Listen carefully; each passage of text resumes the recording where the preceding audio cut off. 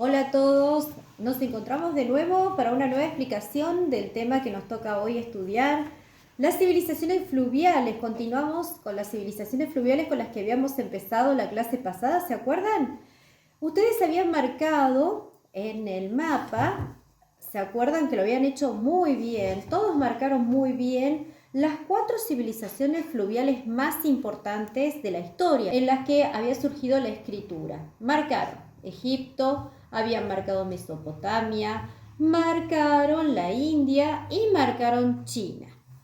De esas 4 civilizaciones fluviales, vamos a quedarnos con 2 solamente y vamos a estudiar un poquito más en profundidad 2 de ellas, que son las que marcaron el comienzo de nuestra cultura occidental, o sea, la que tenemos nosotros hoy en día. Por lo tanto, las más importantes para nosotros van a ser la egipcia y la mesopotámica. Pero empecemos por qué se llamaron civilizaciones fluviales. Y se llamaron civilizaciones fluviales porque todas estas civilizaciones se encontraban a orillas de ríos. Sin el agua no se puede vivir. Ustedes saben que para lograr tener algún cultivo o para dar, por ejemplo, de comer a los animales además también tienen que tomar agua. Los cultivos sirven para dar de comer a los animales y para nosotros tomar agua, para bañarnos, para regar los cultivos. Para todo eso necesitamos agua. Sin el agua no podemos vivir. Por lo tanto, se llama fluvial porque está al lado de grandes ríos. Y esas civilizaciones se establecieron al lado de esos grandes ríos porque el resto del área ocupada por estas civilizaciones era bastante desértico. Entonces, con los ríos a partir de esos ríos pudieron sobrevivir. ¿Estamos? Bueno, los ríos más importantes, como ustedes ya habían estudiado, además los van a estudiar con las profesoras de geografía, con Antonella y con Karina. Van a estudiar a partir de la semana que viene también cuáles son los ríos más importantes en el mundo, por qué los ríos tienen ciclos diferentes, porque a veces tienen más agua, a veces tienen menos. Ustedes saben que ahora, por ejemplo, el Paraná tiene muy poquita agua y hay veces que el Paraná tiene muchísima agua. Bueno, los ciclos de los ríos, cuáles son los ríos más importantes, dónde nacen, dónde mueren, todo eso lo van a estudiar con las profes de geografía. Nosotros hoy vamos a estudiar específicamente 2 de esas grandes civilizaciones y vamos a estudiar por qué para esas civilizaciones los ríos fueron importantes y cuáles fueron los ríos más importantes. En principio vamos a estudiar la civilización egipcia. Ustedes van a encontrar en la tarea, en el texto que van a tener que leer, van a encontrar un mapa planiferio y van a encontrar la región donde se ubica Egipto en ese mapa planiferio. Y después van a encontrar esa región chiquitita que la tenían en el planiferio, la van a encontrar más grande, ampliada. Y van a ver que hay un río muy largo, que es el río más largo del mundo, que se llama Nilo, que es el que surca las tierras de Egipto. Es un río muy largo, actualmente recorre más de 5 países, pero en esa época no había países, había un solo reino que se llamaba Egipto, que fue en algunas épocas imperio, en otras épocas fueron 2 reinos distintos, pero unificado, vamos a llamarlo Egipto. Egipto se divide en 2 partes, el Alto Egipto y el Bajo Egipto. El Alto Egipto, vamos a ver que nosotros lo vamos a encontrar al sur. Alto porque la zona era de más altura. El Bajo Egipto lo vamos a encontrar al norte, la desembocadura del río Nilo. Y desemboca en algo que se llama un delta, que eso también lo van a estudiar en geografía, pero yo les adelanto que un delta es cuando el río no desemboca directamente en el mar, sino que va formando unos pequeños canales y entre esos canales quedan como islitas. Este río, el Nilo, es un río muy importante y tiene un régimen que ustedes ya van a ver, se llama régimen regular. ¿Por qué? Porque es un río que crece una sola vez al año. Una vez al año el río inunda todas las tierras de alrededor. Entonces, cuando ese río inunda las tierras de alrededor, el río se hace más grande, tiene más caudal. En esa época lo utilizaban para pescar, para navegar, pero cuando el río después se empezaba a secar, dejaba un montón de tierra muy fértil a los costados del río. Esa tierra fértil se llama limo y el limo le servía para cultivar porque era tierra muy negra, muy fértil. Entonces, todas en la época del año, cuando el río no inundaba esas tierras, se sembraba y se cultivaba. Después el río volvía a crecer, volvía a tapar esas tierras y en esa época no se podía cultivar más. ¿Qué se cultivaba alrededor del Nilo? Y se cultivaban cereales. Más que nada la gente se acostumbró a comer cereales. Y los cereales se pueden guardar. ¿Qué son los cereales? Los cereales que había en esa época en la mayor parte de los pueblos europeos y asiáticos, ¿qué se consumía? Se consumía cebada, que es con lo que se hace la cerveza hoy en día, y se consumía trigo. En algunos lugares se consumía también avena. Nosotros la cebada no la conocemos como cereal para comer, la conocemos en la composición de la cerveza, pero lo que sí comemos mucho es trigo, porque comemos pan, porque comemos pastas, y también comemos avena. Ahora se puso bastante de moda también comer avena. El trigo y la cebada eran la base de la alimentación. ¿Por qué? Porque el trigo son pequeños granitos y se pueden guardar.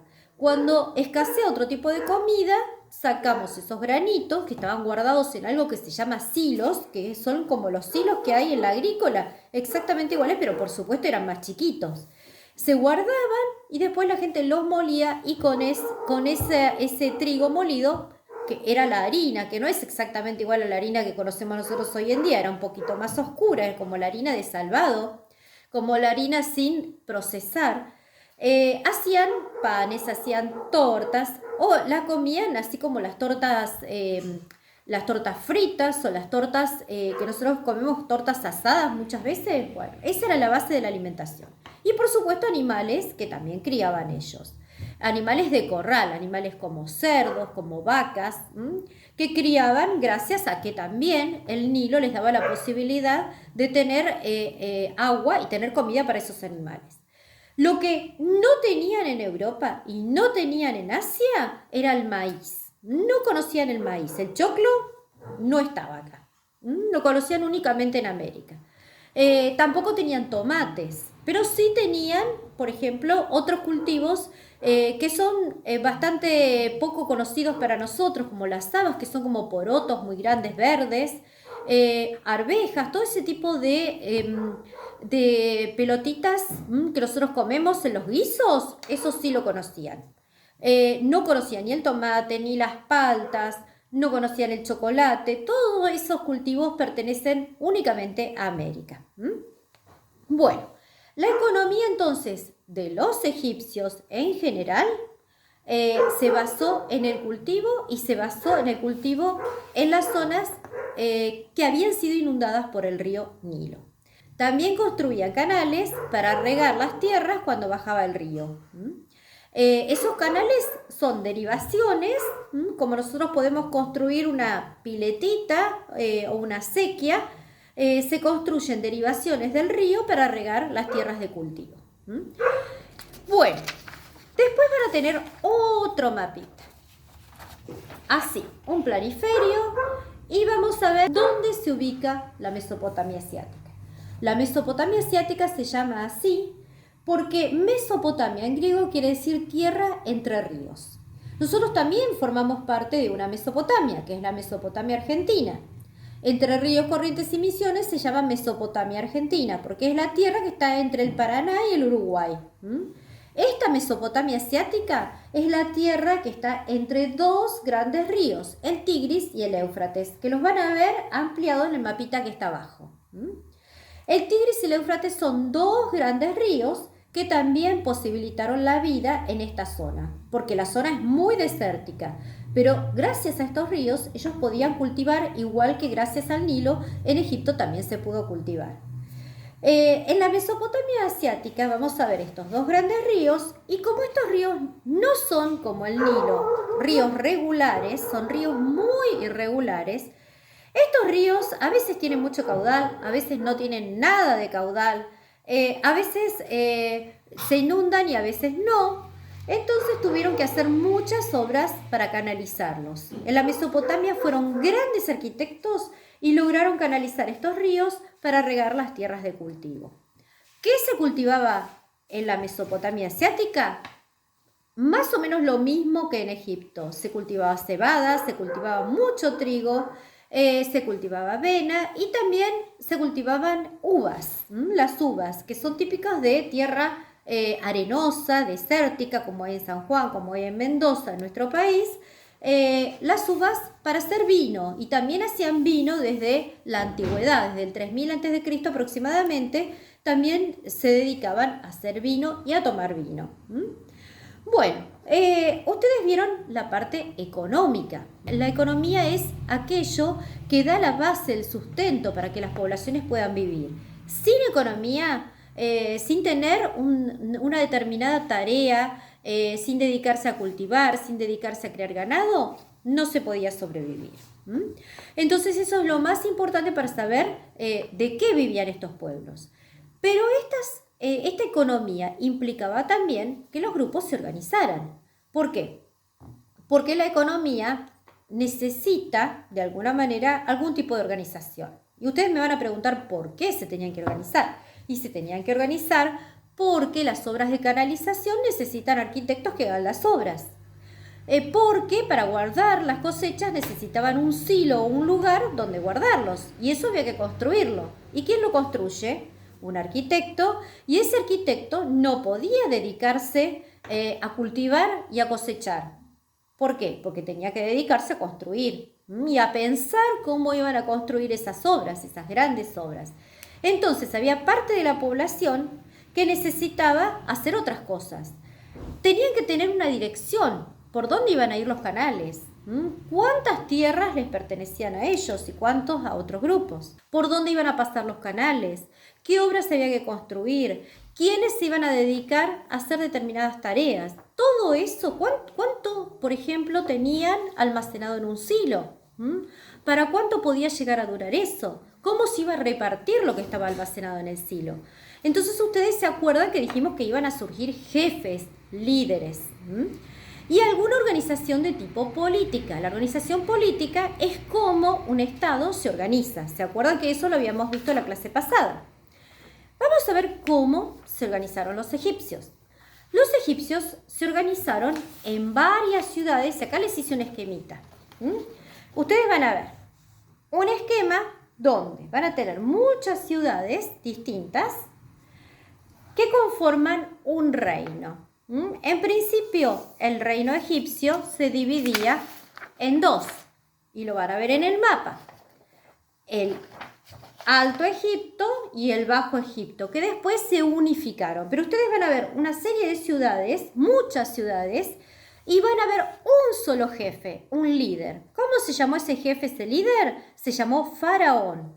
El faraón era el que gobernaba todo Egipto, todas las ciudades juntas, por eso se llamó reino. Es muy parecido a lo que es nuestro presidente. La diferencia es que el faraón no era elegido como nosotros elegimos a un presidente, sino que cada faraón le dejaba su puesto a su hijo. Y además ya vamos a ver que el faraón también era considerado un dios, para ellos era un dios. Entonces tenía muchísimo poder, pero además tenían otras subdivisiones. También tenían distintas provincias. Esas provincias se llamaban nomos. Había ciudades y había distintas provincias. Las provincias son como nuestras provincias, como Buenos Aires, como Entre Ríos, como La Pampa, como Santa Fe. Cada una de esas provincias estaba gobernada por un nomarca que era el líder de ese nomos. Entonces había un rey o faraón, había distintas provincias que se llamaban nomos y dentro de las provincias había ciudades. Muy parecido a lo que tenemos nosotros hoy en día en Argentina.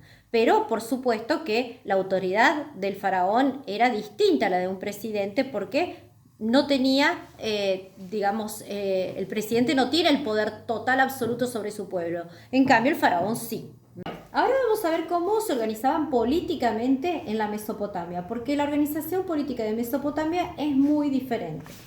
Cuando ustedes vean el mapita, van a ver que hay muchas ciudades desparramadas alrededor de esos ríos, con unos nombres muy raros que ustedes no los van a tener que aprender, no importan los nombres.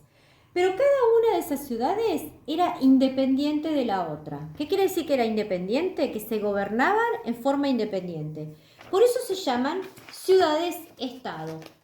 Una ciudad tiene su rey, que se llamaba Patesi, ustedes ya lo van a ver en el texto. Otra ciudad tiene otro rey. Cada una de esas ciudades tiene un rey que se llamaba Patesi y se organizaban en forma independiente. ¿Qué tenían en común? Por eso se llaman sumerios o se llaman asirios más adelante.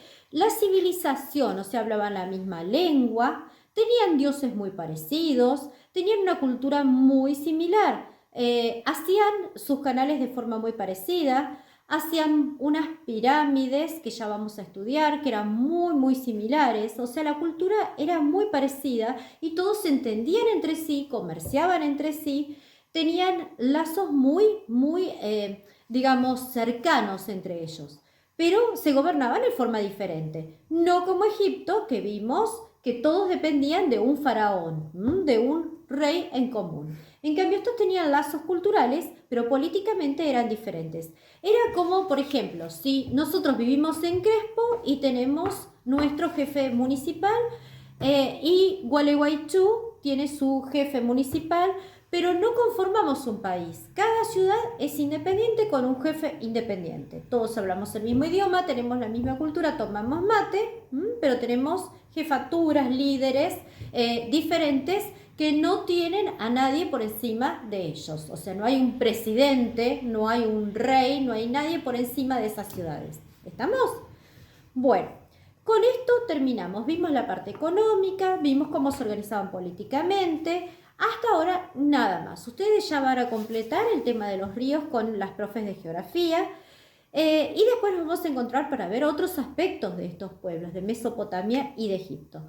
Yo les propongo una serie de actividades que van a ver en Classroom y de esas actividades, si tienen algún problema para hacerlas, me avisan, me mandan un mensajito, yo les explico. Si ustedes quieren un mensajito hablado por voz, todos tienen mi WhatsApp y me mandan un mensajito de WhatsApp, yo les explico lo que quieran.